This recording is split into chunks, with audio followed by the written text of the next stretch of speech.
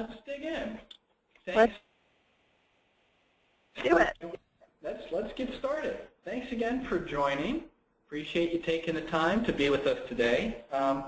I just wanted to say welcome and give a little bit of context, a little bit of background about what we're hoping to do today.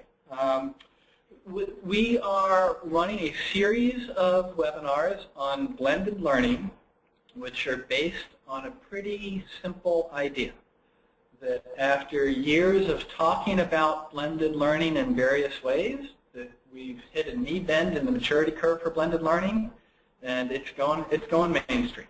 So it's crossing the chasm from the early days when there was an awful lot of talk about what blended learning might be and should we actually move in that direction, to now becoming part of just the everyday way that we help support our organizations with learning solutions. Okay? That's taken a while, and from our point of view, what we see in the marketplace is that there are some companies which are farther along than others. That's what it means to be at the knee bend in the maturity curve. And so what we believe is that when we look at blended learning, a great thing to do is to share worked examples from companies that are farther along and help share them with the idea that they may provide some inspiration for companies who are trying to figure out how to use blended learning in one area or another. So to try to help shine a light on that, what we've done is we've looked at a series of areas, and we're running these webinars to provide what we're calling worked examples. This is the second one. We started out 3 weeks ago by looking at leadership. Today we're discussing sales, and then we're going to follow up with onboarding and with orientation. With orientation and then finally compliance. So we'll move pretty quickly here. I'm going to move through introductions, then we're going to spend 15 to 20 minutes sharing some worked examples, and we're hoping to be able to run this and leave some time for Q&A at the end. So please do use the chat function, and we'll be monitoring that as we move along and trying to intersperse questions as we go. And if we find ourselves running short on time, we'll try to leave some time at the end to tackle. For introductions, I'm Chip Cleary. I'm the Vice President of Solutions and Consulting for Kineo. And Cammy is here with me. Cammy, can you introduce yourself? I can, of course I can. I'm Cammy Bean. I'm Kineo's Vice President of Learning Design. And like Chip, both of us have been in the business for a long time, probably 40 years combined, which is hard to believe. But we've seen it all and really have seen a lot of the maturation that Chip was talking about in the industry. When we talk about blends, it used to be a blend was classroom training, and then there was a self-paced e-learning module. And now we're seeing something much more robust happening in the blended space. So we're going to look a little bit at that today and talk about what we're seeing. So just as background, so Cammy and I are with Kineo. For those who are not familiar with us, we're a learning services organization. We have, the short story is that if you think about the different types of interventions and activities that might be a part of a blend, we have the ability to help our clients put those in place to create effective solutions. Background in e-learning, content development, we have a technology capability to develop learning portals, able to combine that for blended programs, and we try to meet our clients where they are. We can start with upfront consulting. We can start with development work.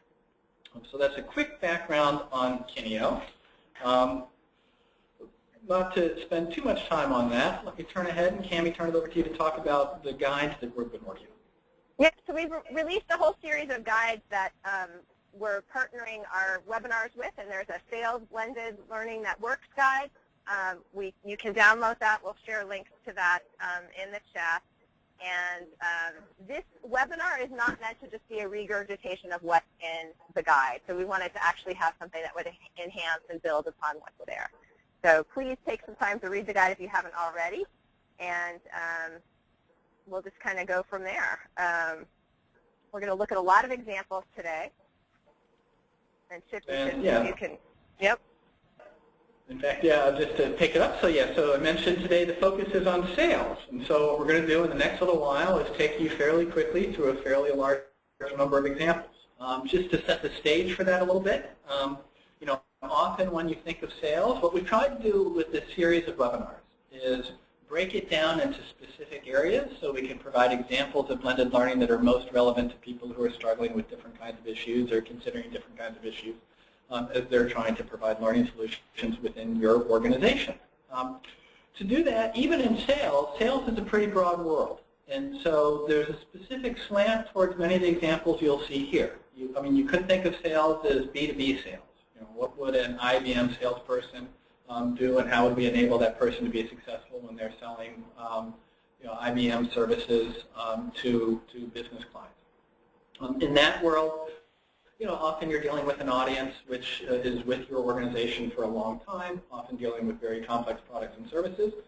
We're on the other end of that spectrum today. So if you look at the examples we're going to share, they're largely about B2C sales, business to consumer sales. So think examples of retail, of selling tires at the local tire store, of buying travel, of selling disk drives in Best Buys and through other channels. So these are areas where we're a little bit at the opposite end of the target audience. Often there's a fair amount of turnover in the sales force. Often there's a channel sales force to deal with. And so a different set of learning issues with people who are working in these sales areas. So as we think about what you can get out of in your organization, take a look at the examples and challenge yourself to map through. How would these examples work in your environment?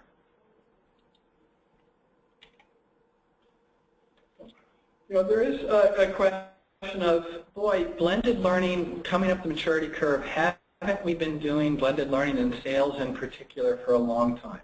And I think you could make an argument that yes, blended learning has been a part of sales training for since there has been sales training. And if you think about the major components of what we want to achieve when we enable a sales force, you can think about, well, I need to have a sales process. And I've always taken people to a one-week session in which they learn our sales process. And I need to have sales product knowledge. And I often have had e-learning modules to deliver sales product information. And when there's time for updates, we bring people together for the annual convention, and that counts as social learning too. We have the sales process tools that we need, and we've provided job aids for them. So you could say, boy, over time, my sales enablement solution has always had e-learning, always had social activities, always had face-to-face, always had performance support.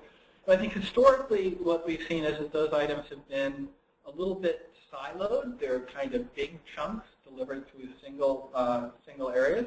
And I think what we've been seeing is looking now less at the chunks of raw ingredients and more of the salad. How do we pull those items holistically to help address the performance issues in a more contextualized and a more combined way?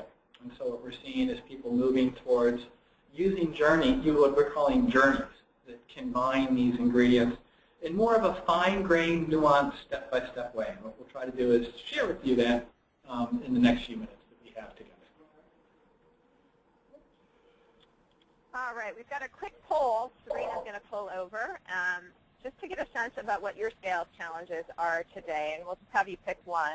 Sabrina will pull the poll over. So think about your sales team and what's your biggest challenge. Is it that information is changing so quickly, you have tons of products that are changing really fast? Do your customers know more than you know, than your salespeople know? Is it that everybody's already mobile and we have to meet our sales team out on a mobile place? Or are we thinking about a broader value chain now? It's not just internal salespeople that we have to be thinking about. We'll give you a few more seconds here to answer, and then we'll show the results. And Sabrina, if you can share them when you close the poll.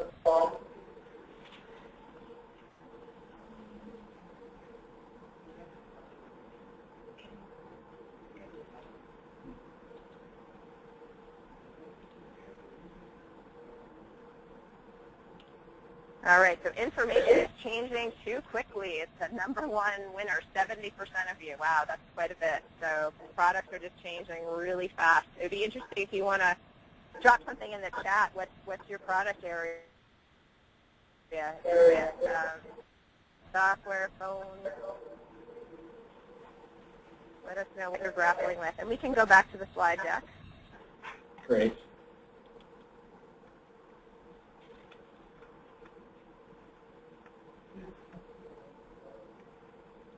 So Cammy, can you see the slide deck at this point?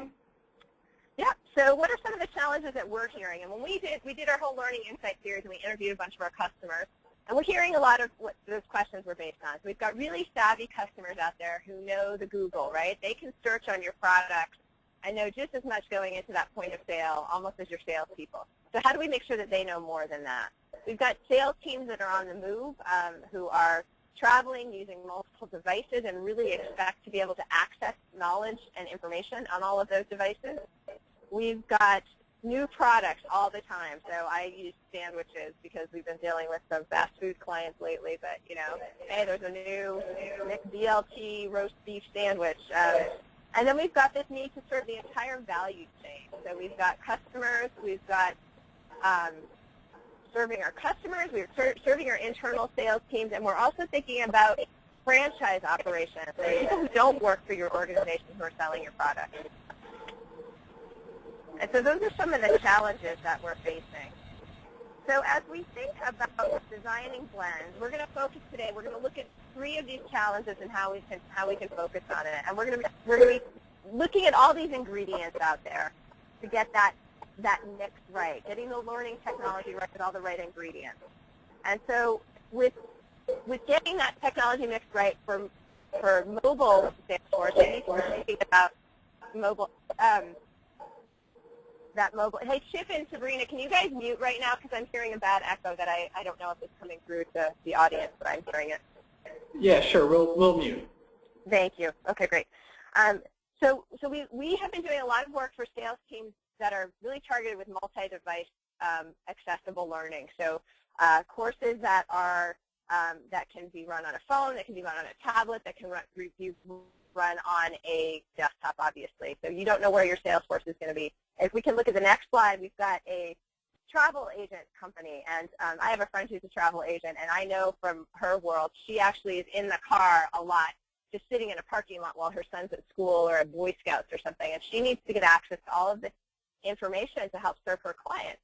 And so this is the program that we created in the UK for TUI, which is a global travel agency company, and this is using the ADAPT framework. And ADAPT is an open source responsive framework. So you build one version of the course in the program, and it will scale to the device. So you can look at it on a phone, you can look at it on a tablet, you can look at it on a desktop, and you've only built one version. And it's really opening up a different kind of user experience because it's much more of a browsable, web-like experience. So if you're on the go and you need to access information, you've got it. If you want to do a quick tutorial to refresh on something and maybe practice some skills and knowledge, you can do that. And then a lot of it's these fast facts and looking up information. So it's thinking performance support. And performance support is a big piece of the mix for a mobile sales force. And if you're not thinking about mobile performance support, it's time to make sure that that's on your platter. A lot of food metaphors here. Another example, if we go ahead, is for Western Digital. And Western Digital has a mobile learning management system. So they sell products like cloud, like boxes for storage devices for your computer. You can have a cloud-based storage box. And that probably doesn't make any sense. I'm not explaining that very well. But they've got people who are in like Best Buy stores who are selling Western Digital products and need to understand Western Digital products and how they are different from all the other products out there. So we created, also using ADAPT, but on a Kotura, which is an open source learning management system, which is a fully mobile LMS, and access to all these courses. So you've got sales guys who are in the back room, who are between customers, who are pretty much standing, and we know from e-learning guild research that people mostly are standing when they're using their phones. You're standing, right? So you've got to be able to quickly access this information. And we'll talk about this in a moment because one of our other points is all about context. But we share a lot of product knowledge in these short modules, but it's also putting a wrapper of context around that content as well. So handling objections. You know, here's this product. We're going to give you a little bit of information on this product. Here's how to respond to customers when they have objections about it. We want to make sure that they're able to sell this product too. So we've got to wrap all this context around it, and that will bring us to actually our next point here. And we're keeping the food metaphor going. Yeah. So with the food, from sandwiches to tasty hors d'oeuvres. So we mentioned up front with sales challenges today that we'll drill down in 3 areas. First area is get the technology base right. If we're thinking about delivering blended learning solutions, we're faced with both the opportunity and the curse of having lots of different devices and lots of different contexts in which we deliver. We showed some examples about what the technology now allows us to do. So that leaves us the question of, boy, if we have the tools in place, if we have the technology in place, how do we want to use that? And up front I had talked about, sort of the historical silos of sales training. And Cammy just gave an example with Western Digital about how really to improve performance, if you focus on a specific task like handling an objection, a task like being able to ask the right question to a customer who's walking into the store at the right time. That requires you to pull together my product knowledge, my customer service knowledge. Once I move the person down the stage, I need to pull together my process knowledge. And so there's a challenge of how do we wrap all those things together, not necessarily in the big chunks of how we think about it as subject matter experts, but really in the micro tasks that the sales force performs every day, day in and day out. So that's really about how do we wrap things in context. To improve performance, it helps if we start with the work that the learners are doing and the way that they're doing it. And so that means how can we organize this thing around tasks.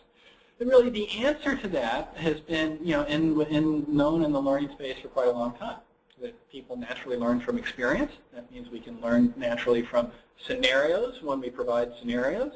And in cases where we're looking for something quicker, shorter, snappier, people can learn from stories, which are a version of doing a scenario. And so what we're finding is that as blended solutions become more nuanced, that we're seeing more use at a very detailed and micro level of scenarios and stories. So let's go ahead and look at a couple ways in how you can wrap your content with context. I think the sort of key idea behind this is that we've over time wanted if we say that the key issue that we're all facing today is that the information changes so rapidly. We just saw that in the poll. What we also know over time is that knowing information about a product is not the same thing as being successful in using that information to help a customer identify a correct solution, help a customer move towards a purchase. So it's not the same thing as being able to use that information. So now we're faced with, boy, information changes all the time. On the other hand, we need to enable our salespeople to be able to apply information in practice as they're working with clients. Well, how can we go ahead and do that? Let's take a quick look. So here's a game that we created for a frontline crew at McDonald's, and they're cashiers, but they're also salespeople. And Chip, if you could mute again. We want to not just have people memorize all the product facts, but they need to be able to use them in response to customers. So we created a game here, and if we flip through some of these slides here, we'll see a few screenshots where you're actually working through a queue of customers, and you have to respond to each of these customers. While you're doing that, you actually have to interact with the software because there's lots of things. There's so much context here for these guys at the till, right? They've got to enter things in the cash register. They've got to know the right product. They've got to also be upselling, right? Hey, would you like fries with that order? Would you like a milkshake with that order? And so we created a game for them really to kind of meet this audience where they are. It was huge returns on investment for McDonald's, and they felt like this was a huge win and in terms of how it helps people with this context. So it's not just multiple choice questions that are asking you to memorize things, right? It's putting it into context, and that's so important. And another example, if we look ahead, is putting context in the form of real-life video and voice from real, authentic salespeople. Seeing more and more of this. This is a screenshot from a few years ago, and we actually did secret shopper video of, we went on the sales floor and recorded their top salespeople at this, it was the Vodafone salespeople giving their pitches and selling. And so you can learn from the other experts, and see how real people were doing it in action.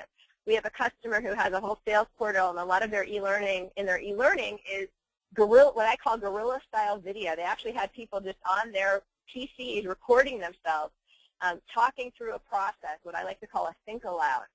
And these are just short little videos. They don't even have to be wrapped into an e-learning course. We're seeing more of this kind of guerrilla-style video in the form of user-generated content getting posted up on social networking sites within a company, on your intranet. People want to hear that authentic voice, and the production value doesn't matter so much. What they want is to hear from their peers and hear how they're doing it and how they're solving problems. So it doesn't have to be high-end, and we have customers who go out and just record themselves on their iPhone and give us those videos, and then we fold that into the platform. So the blend is, smartly using technology in lots of different ways to meet people where they are and to capture real voices.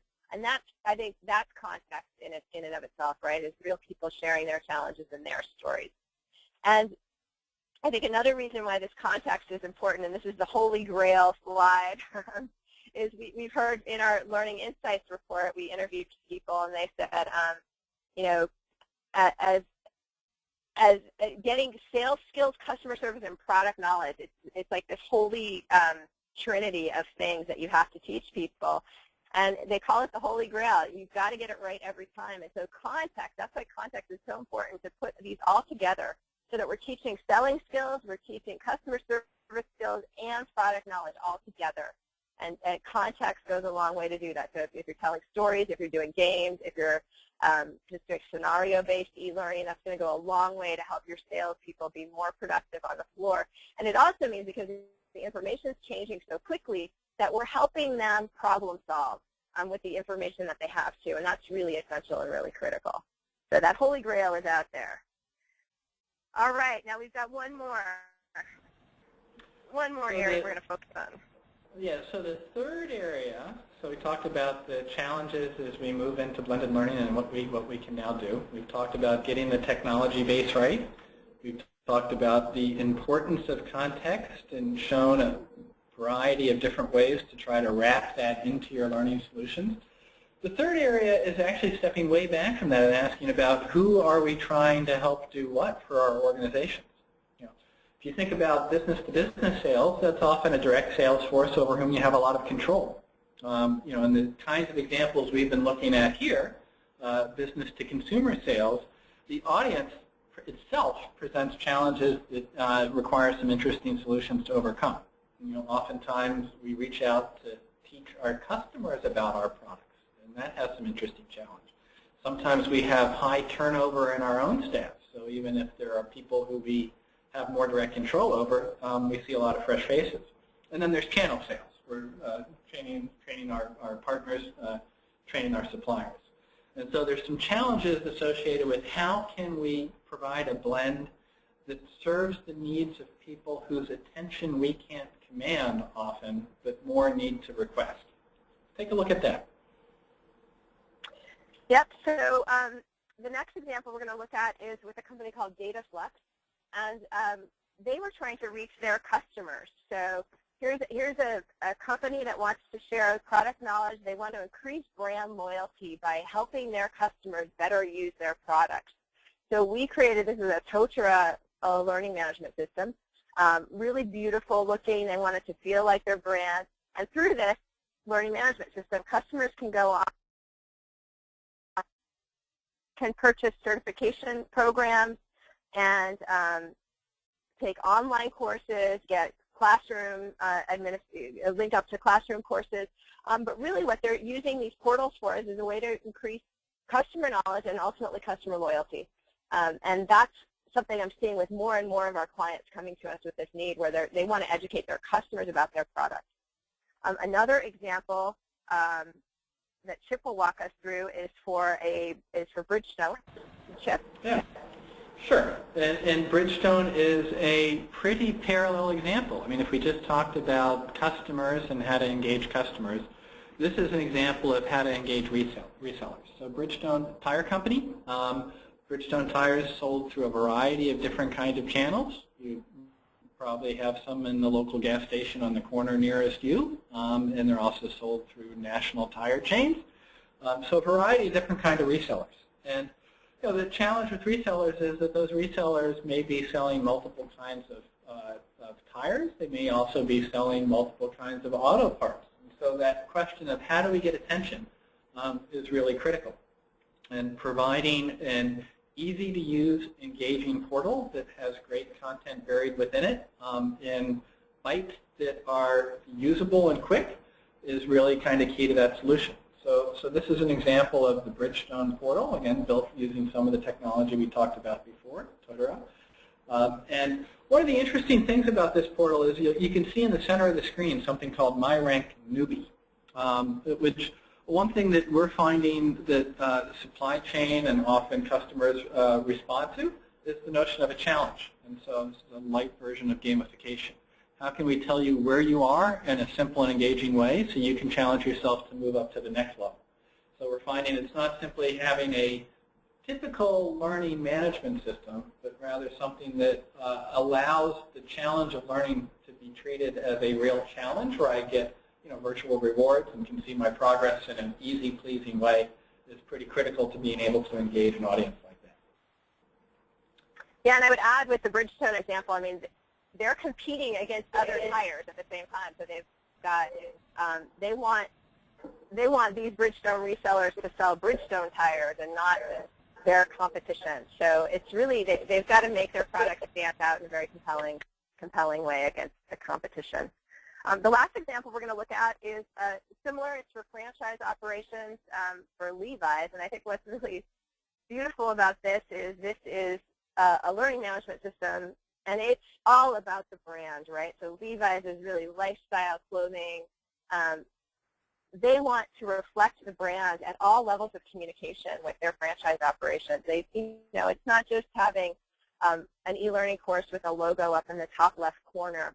They want that rich brand identity to go through all of the materials, whether it's classroom or training, online, portals, all of the materials that they're giving people access to have that very rich Levi's branded look. So keeping that blend alive with your brand is really, really essential and really important. And so that's the last example we have here today with the franchise. And to try to put a little wrap around what we've talked through. So in the 30 minutes, so what we've tried to do is say blended learning is really becoming the way of business for many areas, including sales training. And in the limited time, what we've tried to do is highlight what we see as 3 key areas that are important to tackle today's challenge. We heard from you that, boy, the biggest challenge is the pace of change of information. Certainly making it mobile, it allows people to more readily access the current information just in time. Same point, often simply providing information isn't enough. We need to provide the right information in the right context and help people know how to use that to make the decisions they face. So we shared some examples about how to wrap that in context. And then finally, as we talked about the audiences we're dealing with here, there's a question of who is it that I really need to help in order to drive sales? Is it my internal direct sales force? Is it my suppliers? Is it channel partners? Is it actually reaching out to my customers so that they know what to buy and how to buy? So there's a really interesting set of questions about who we train and how we train them, and we try to take you through that as our third section. So let me pause here. We are running a little bit tight on time, but let me see if there's any goals that you'd add to the list. Feel free to enter them into the chat, or maybe we have time for 1 or 2 questions. Yeah, Dan did have a great question. He asked if Bridgestone provides financial incentives to completing the training. And I'm not sure if they provide financial incentives, but that brings up a really good, a big trend that we're seeing where more and more companies are putting incentive programs into their training plans. So it might be like a rewards plan where you can earn prizes and, kind of like a frequent flyer miles, you get, now you can get the stereo speakers and you can pick prizes. And we're seeing that as a growing trend. They have one of our resellers, it was Nikon, and they had a leaderboard and a big a portal, and the top scorers on their leaderboard were entered in for monthly prizes, and they gave away like a helicopter ride over London. You know, really making it enticing and fun and exciting for people to go through the training and then have some, you know, something that they would get out of it. So that's a good question, Dan. We can find out if there's a financial bit, but I know there are other prizes that they could put in place. All right. Well, thank you, everyone. CC is asking how you get started with developing a training program with rewards. That's something that we can follow up with. I think that's a great question. And there are organizations that do that do whole rewards and incentives programs, so you can kind of partner with a third party to do those incentive plans. Well, thank you, everyone, for joining us today. I hope you got something good out of it, and please follow up with questions. Our emails are here, and Sabrina will be sending out follow-up information afterwards. And please make sure to read the guide if you haven't. There's a lot more information in there. Yeah, thanks very much for joining today.